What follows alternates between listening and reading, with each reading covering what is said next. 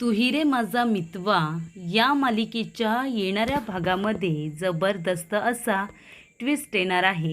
तर प्रेक्षकांनो, इथे आता राकेशचं कारस्थान अर्णवच्या समोर उघडं पडणार असतं. राकेशने कंपनीमध्ये जॉईन झाल्या 35 लाखांचा फ्रॉड केलेला असतो. एक नाही, दोन नाही, तीन नाही प्रेक्षकांनो, तब्बल 35 लाख रुपये. आणि एवढा मोठा फ्रॉड अर्णवच्या लगेचच लक्षात आलेला असतो. अर्णव त्या गोष्टीची शहानिशा करू नये म्हणून राकेशने अर्णवला किडनॅप करायला सांगितलेलं असतं. पण शेवटीला इथे आता नियतीने ठरवलेलं असतं की राकेशची वाट लावायची. त्याने जी काही फसवणूक केली आहे कंपनीची आणि अर्णवची, त्याची शिक्षा त्याला द्यायची. आणि त्यामुळेच इथे आता ते सत्य अर्णवच्या समोर येणारच असतं. आणि म्हणूनच येणाऱ्या भागामध्ये इथे आता राकेशचं कारस्थान अर्णवच्या समोर येतं. ऑफिसमध्ये गेल्या CCTV फुटेज चेक करताच 35 लाखांचं कारस्थान हे उघडं पडलेलं असतं. आणि त्यामुळे प्रेक्षकांनो, CCTV फुटेजमध्ये राकेशने ते पैसे घेतल्याचं अर्णवच्या समोर आलेलं असतं. आणि त्याचबरोबर इथे आता रियाने सुद्धा राकेशच्या कारस्थानाचा अर्णवच्या समोर पर्दाफाश केलेला असतो. 35 लाखांचे इथे आता खोटे बिलं राकेशने तयार करण्याचं सांगितल्याचं रियाने सांगताच अर्णवने राकेशला पोलिसांच्याच ताब्यात दिलेलं असतं. त्यामुळे येणाऱ्या भागामध्ये कशा पद्धतीने या गोष्टी पुढे घडत जातात आपण सविस्तरपणे बघूया. तर इथे अर्णवला किडनॅप केलेला आहे राकेशने स्वतःच्या स्वार्थासाठी. पण इथे आता अर्णवला कुणी बांधून ठेवले हे त्याला काही माहिती नाही.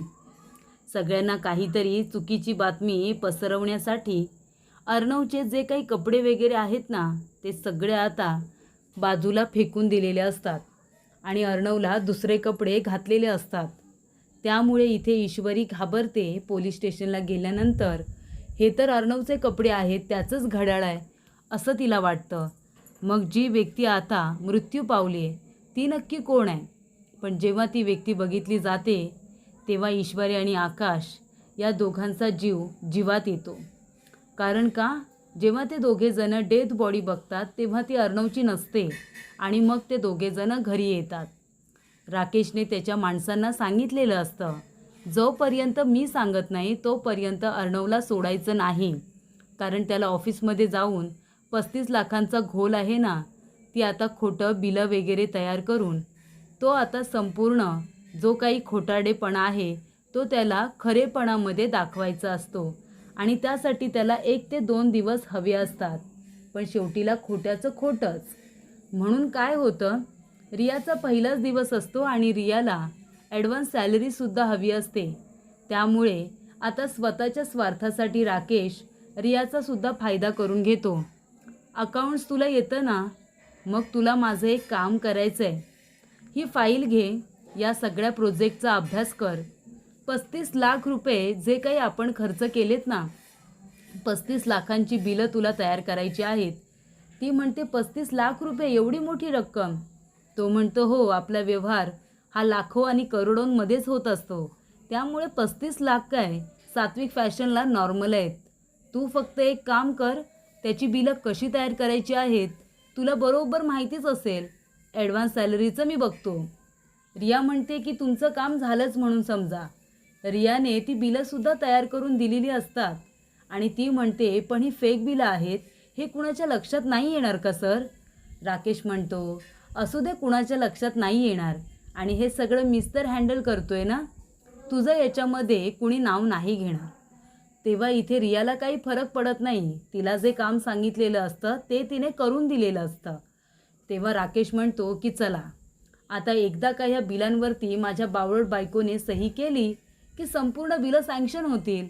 35 लाखांचा घोल नेमका कुठे झाला आहे कुणालाही कळणार नाही. पण शेवटीला अर्णवच्या कष्टांचा पैसा आहे तो असा कसा वाया जाईल?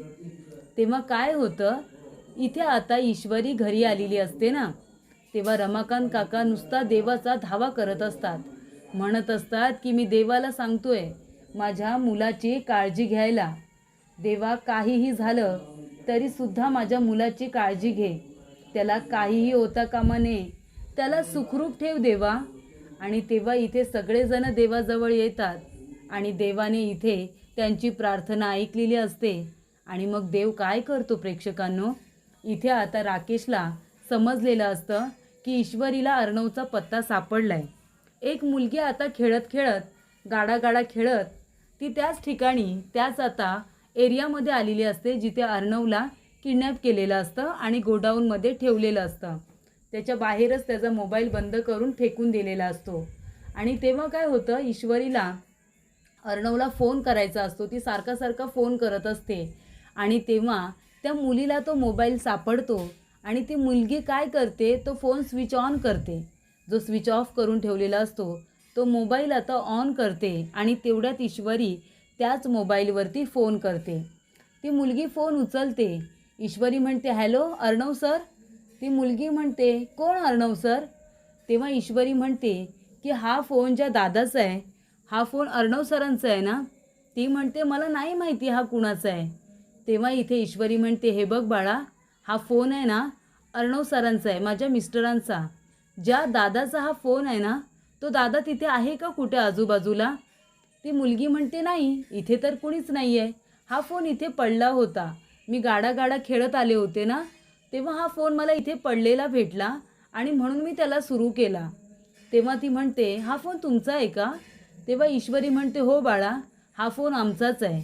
पण तू मला सांगशील का तू कुठे खेळतेस, तिथला मला ॲड्रेस सांगशील का, मी तिथे येते फोन घ्यायला. ती मुलगी म्हणते, हो ठीक आहे, मी तुम्हाला ॲड्रेस देते. मी ज्या ठिकाणी राहते ना तिथेच इथे फोन मला सापडला. तिने आता ईश्वरीला ॲड्रेस दिलेला असतो. ईश्वरी आकाशला सांगते आणि घरामध्ये सगळ्यांना सांगते की अर्णव सर कुठे आहेत ते सापडलेत.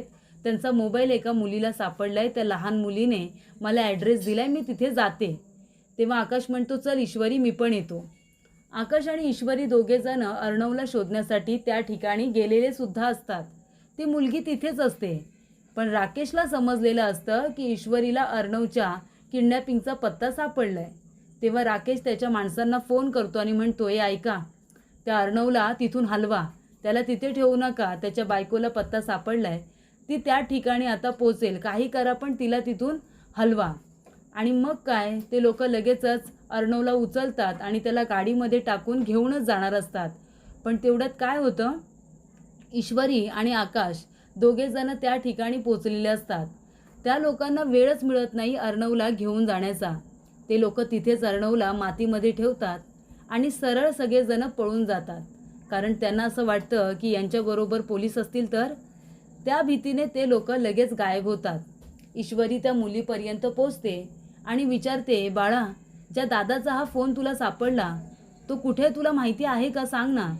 ती म्हणते, नाही, हा फोन मला तिथे सापडला. तेव्हा ईश्वरी म्हणते, अच्छा, हा फोन तुला इथे सापडला का. आणि ईश्वरी त्या दिशेने आता जात असते तर अर्णवचे हातपाय बांधलेले असतात. अर्णवला एका ठिकाणी किडनॅप करून ठेवलेलं असतं. तेव्हा इथे ईश्वरी म्हणत असते, आकाश सर ते बघा, अर्णव सर बघा. आकाश भाऊजी लवकर चला अर्णव सरांकडे.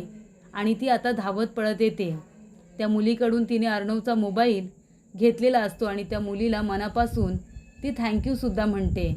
आणि मग काय, त्या मुलीसाठी तर खरं तर थँक्यू म्हटलंच पाहिजे, कारण तिच्यामुळेच अर्णवचा पत्ता सापडलेला असतो आणि ईश्वरी त्या ठिकाणी पोचलेली असते. आकाश आणि ईश्वरी येतात, अर्णवला तिथून उचलतात आणि गाडीमध्ये टाकून ते आधी घरी घेऊन आलेले असतात. अर्णवची अवस्था फारच बिकट.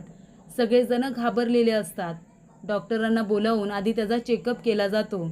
कुणीतरी गुंगीचे औषध त्याच्या तोंडाला लावल्याचं डॉक्टरांनी सांगितलेलं असतं. त्यामुळे इथे आता त्याला काही गोष्टी खायला प्यायला सांगितलेल्या असतात आणि औषधंसुद्धा लिहून दिलेली असतात आणि त्याला प्रॉपर त्याची काळजी घ्यायला सांगितलेली असते. मग इथे ईश्वरी अर्णववरती भयंकर चिडलेली असते. अर्णवची अवस्था तिला बघवत नाही. ती खूप जास्त रडत असते. रमाकांत काका म्हणतात की अर्णव बाळा, तुला जर नको असेल ना मी या घरामध्ये, तर मी हे घर सोडून जाईन बाळा. 20 वर्ष मी या सगळ्यापासून दूर होतो, म्हणूनच दूर होतो, कारण मला माहिती होतं की मी जरी कितीही खरा असलो ना तरीसुद्धा माझ्या मुलांच्या आणि दुनियेच्या नजरेत मी खोटाच आहे. मला दुनियेचा फरक पडत नाही, ते माझ्याबद्दल काय विचार करतात मला त्याचं काही देणं घेणं नाही. पण माझी मुलं माझ्याबद्दल काय विचार करतात ते माझ्यासाठी खूपच जास्त इम्पॉर्टंट आहे. आणि म्हणूनच जेव्हा मला कळलं की तुम्ही लोक माझा तिरस्कार करताय, माझा राग करताय, तेव्हा मी ठरवलं की मी आता तुमच्याकडे परत येणार नाही. कारण मी तुमचं प्रेम बघितलं आहे, तुम्हाला प्रेम दिलं आहे. तुमच्या नजरेत मी माझ्याबद्दल तिरस्कार बघू शकलो नसतो आणि म्हणून मी तुमच्या सगळ्यांपासून दूर होतो. पण जेव्हा ईश्वरीने मला सांगितलं की अर्णवचं लग्न झालं आहे, मला नात झाले, तेव्हा मी लालची झालो. माझ्या कुटुंबाला बघण्याची माझ्यामध्ये इच्छा प्रकट झाली आणि म्हणून मी इथे आलो. पण तुला जर हवं असेल की मी इथे राहू नये तर मी इथे नाही राहणार बाळा. उद्या सकाळीच मी निघून जाईन. पण तू पुन्हा घर सोडून जाऊ नकोस. हे माझं नाही आहे, हे सगळं तुझं आहे. हे तू उभं केलेलं साम्राज्य आहे. याच्यामध्ये तुझ्या बापाचा आधार तुझ्या पाठीशी नव्हता. त्यामुळे मी कशावरती माझा हक्क गाजवायला किंवा मी कुठल्या तरी वाटेकरी म्हणून इथे आलेलो नाहीच आहे.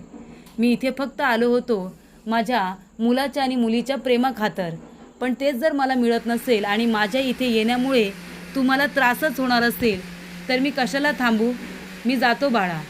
तेव्हा इथे ईश्वरीसुद्धा काहीच बोलत नाही. ती अर्णवकडे बघते आणि सरळ बाहेर निघून जाते. अर्णवला कळलेलं असतं की ईश्वरीला नक्की काय करायचं आहे. तिला माझ्या वडिलांना आणि तिच्या आईला निर्दोष सिद्ध करायचं आहे. ही गोष्ट तिच्यासाठी किती महत्त्वाची आहे हे बरोबर आता अर्णवला कळतं. अर्णव म्हणतो काही गरज नाही, तुम्ही कुठेही जाऊ नका, तुम्ही थांबा इथेच. जोपर्यंत ईश्वरी म्हणत नाही तोपर्यंत तुम्ही कुठेही जायचं नाही. आणि तेव्हा प्रेक्षकांनो अर्णवला कळलेलं असतं की ईश्वरी हे सगळं कशासाठी करते आणि तो आता रमाकांत काकांना राहण्याची परवानगी देतो.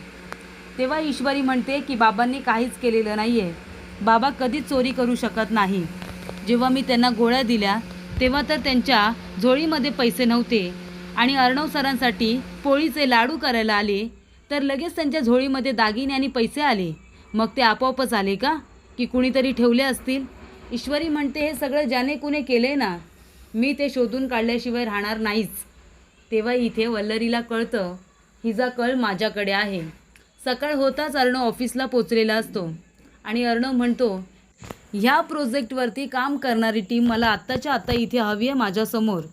आणि तेव्हाच सगळेजण त्या ठिकाणी जमलेले असतात. अर्णव म्हणतो की हे काय आहे, 35 लाखांचा फ्रॉड कुठे झाला आहे आणि कुणी केला आहे. तेव्हा इथे अर्णव म्हणतो खरं खरं बोला. तेव्हा इथे फ्रॉड झालेला नाही आहे, हवं तर बिलं चेक करा. अर्णवचा एक्सपिरियन्स इतका दांडगा आहे की अर्णव आता सगळी बिलं चेक करतो आणि जी बिलं फेक तयार करण्यात आलेली असतात ना, ती बिलं आता बघितली जातात. अर्णव म्हणतो की ही जी बिलं मी बघतोय ना ती खरी बिलं नाही आहेत. तेव्हा अर्णव म्हणतो तुम्ही कुणी खरं बोलणार नाही ना, थांबा. CCTV फुटेज चेक केलं जातं आणि सगळे CCTV फुटेज चेक केल्यानंतर इथे अर्णवच्या समोर काही गोष्टी येतात. राकेशच्या हातामध्ये पैशांचे बंडल त्याने बघितलेले असतात बॅगमध्ये ठेवताना. तेव्हा अर्णवला कळतं कारस्थान राकेशचं आहे. रियाने इथे सगळी बिलं तयार केलेली आहेत.